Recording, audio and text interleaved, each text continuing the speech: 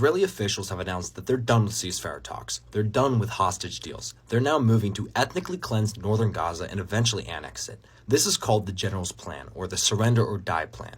Let me tell you about it. The man behind this plan is retired IDF General Giora Island, and his plan has 2 stages. The first stage of this plan, which is already in motion, is using starvation as leverage to force the estimated 400,000 Palestinians who are still sheltering in Northern Gaza out. This includes Israel blocking aid from entering Northern Gaza and preventing anybody else from giving aid. As I've said, this is already in motion. Northern Gaza hasn't received a single aid delivery since the beginning of October. That's over 2 weeks ago. The IDF has also been helping cleanse Northern Gaza by launching massacre after massacre this week. Once Northern Gaza is sufficiently ethnically cleansed and the Palestinians are safely put away into security zones in southern Gaza controlled by Israel, the second stage of the plan sets in. The IDF will then turn Northern Gaza into a closed military zone, and anybody remaining will be treated as a combatant. If this plan is successfully carried out, it'll mean that Israel steals more Palestinian land. It'll mean that the people of Northern Gaza who were displaced from their homes, who were ethnically cleansed, will not be allowed to return.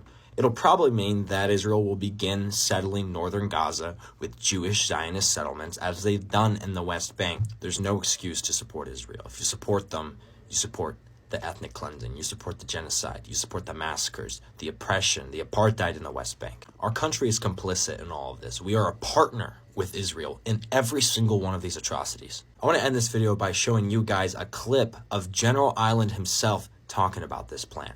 Creates such a huge pressure on Gaza that Gaza will become an area where people cannot live.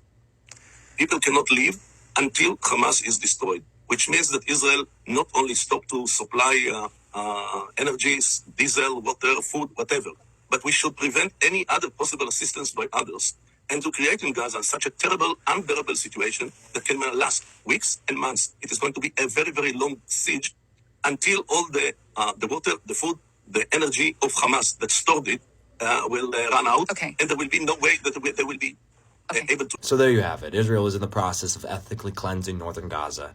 They will slaughter the remaining people, then they will annex it. If you want to do something to help Palestinians out in Gaza, there are plenty of links in my bio where you can support them. Thank you, and free Palestine.